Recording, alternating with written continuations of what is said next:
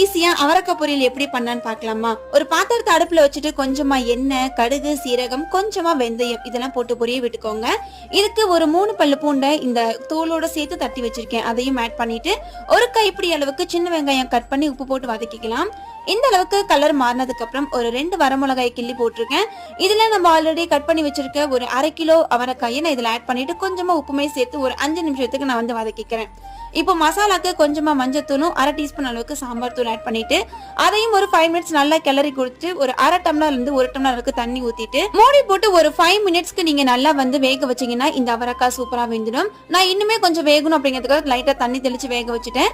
கடைசியா ஒரு 1/2 மூடி தேங்காவை துருவி வச்சிருந்தேன், அதையும் இதுல ஆட் பண்ணிட்டு ஒரு 10 செகண்டுக்கு மட்டும் இந்த மாதிரி கிளறி கொடுத்துட்டு அடுப்பு ஆஃப் பண்ணி இப்ப சாப்பிட்டு பாருங்க. ரொம்பவே டேஸ்டி அண்ட் சிம்பிளான அவரைக்காய் பொரியல் ரெடி ஆயிடுச்சு.